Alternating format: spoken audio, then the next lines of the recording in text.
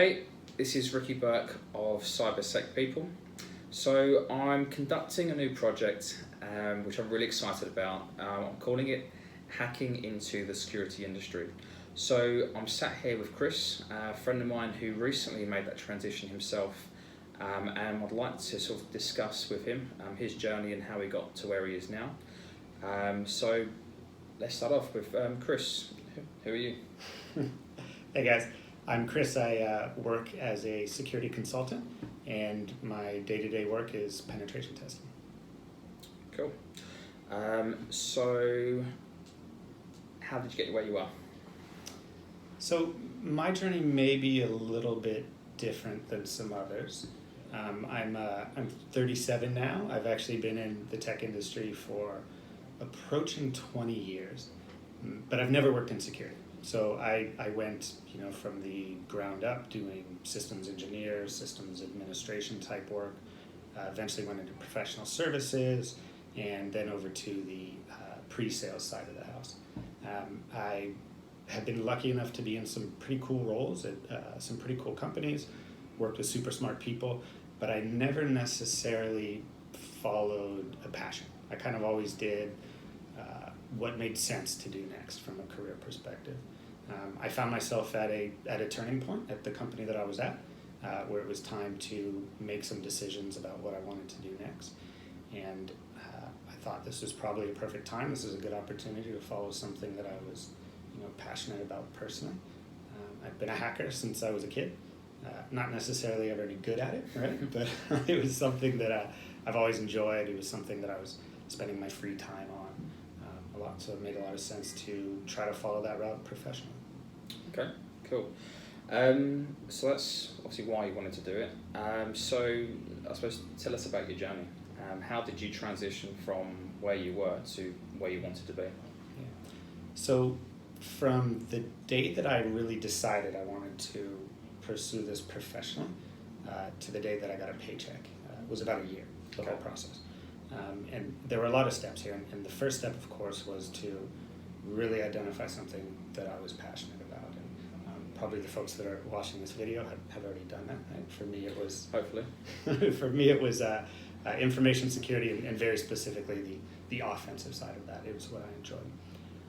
After that, my experience involved a change, not just of industries, but a change of careers, a change of what I actually did. So I understood that there were going to be compromises, right? You generally don't you go right into a new type of industry and a new type of role at the top. So what I did is I listed out what possible compromises could be, right? It could be maybe it's a job title that's not as senior as I had then. Potentially it's a salary not starting at the same level. Other compromises could be logistics, maybe something along the lines of commute or where your office is or how many people are local. So I made a list of those possible compromises, and then I thought about how many of those compromises am I willing to deal with, right? Will that work for me? Number one on my list, the most important thing for me personally, was to have other people who are super experienced and who are smart and who are willing to help and who are willing to teach me in the same time zone. So I kind of put that up at the top of the list. And learn from them. Yeah, super important for me.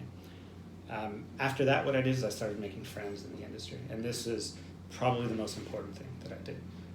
Definitely go online, take a look at meetups in your area. If you're here in Australia, Sec Talks is my favorite one. I would definitely recommend going to Sec Talks.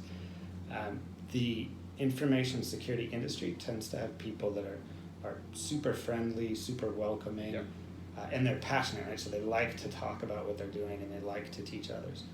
So get out there, get involved in groups, meet people, make friends, get advice from them. After that, it was really all about sort of education, like hardcore learning.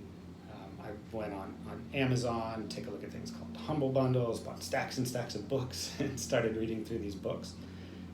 Started taking classes on udemy.com is a great resource. You can get a class for about $10 or $15. It's a good place to start.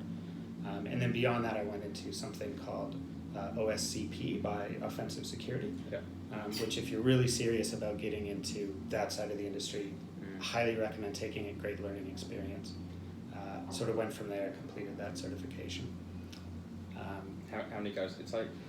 Ooh, I don't know if I want to say. So it took me 3 times. So if you're studying for OSCP and you don't pass it on your first time, don't feel bad. Almost nobody does. Yeah, It's a lot of people don't. Incredibly hard test. And it's not just going to try your technical abilities, it's going to really test your ability to prioritize and work on time management and focus and sort of see the big picture. So OSCP was an awesome journey, awesome learning experience. Highly recommend it. After that, it was really time to decide, where I wanted to work.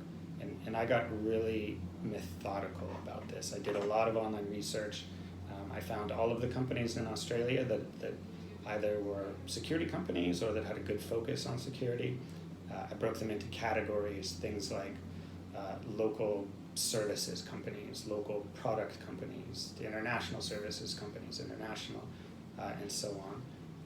When you have that list in front of you, it's easy to understand, to go back to the compromises that I spoke about. So, these companies, you can take a look on LinkedIn, you see they have 20 people in Melbourne, in your city, right? So that would put it, something, near the top of the list if you're looking for locals. So map that out, start whittling it down, get that list down to really, a manageable set of companies that you can go after and target. At that point, I'd recommend working on your public image. So doing things like writing a security blog, for example, putting new things that you're learning about on LinkedIn, volunteering at local security events is great. Anytime that you can teach something to others, you're going to learn it yourself. Work on that public image, then go out there and start selling yourself. At that point, it's time to get out there and interview.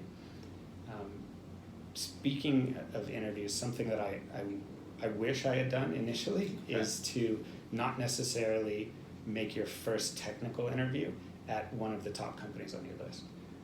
That first technical interview is going to be tough.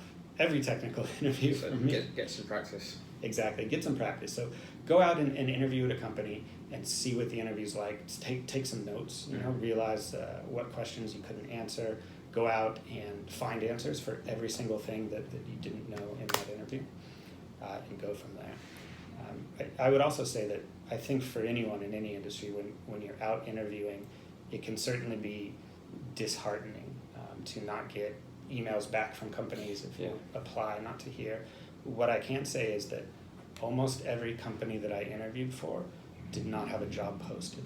So don't rely on just submitting a CV. Yeah, Seek or LinkedIn or online.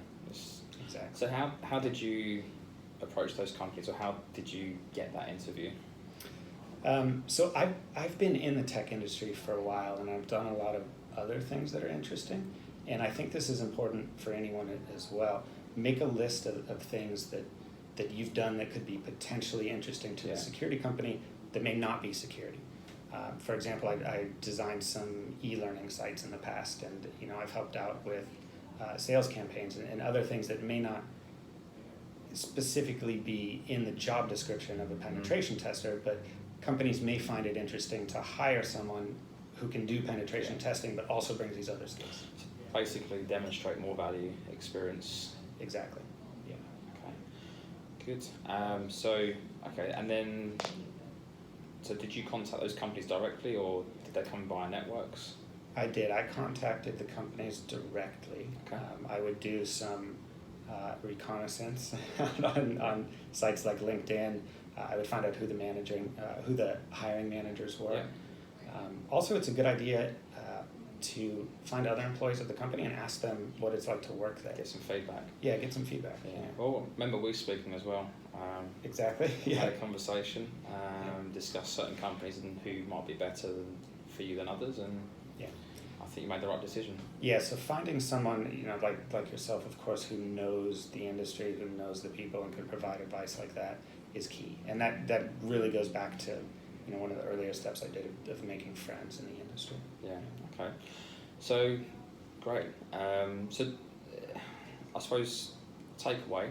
What would be your top 3 pieces of advice for anyone looking to make that transition? What would you give advice on, really? Yeah, so I would say, to the people watching, the number one is to meet people and make friends, to surround yourself by people who are doing what you want to do.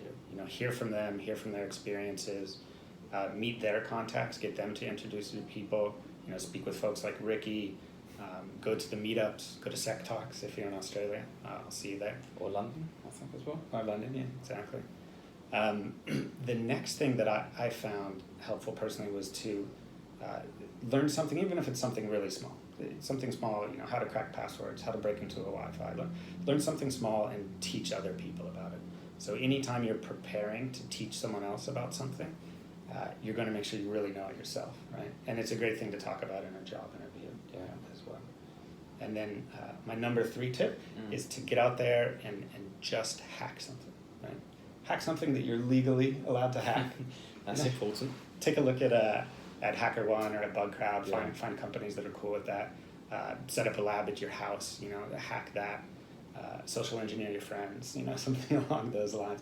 But get out there and get some experience. And make sure it's something that you really enjoy doing and that you want to keep doing professionally. So building your skill set and refine it.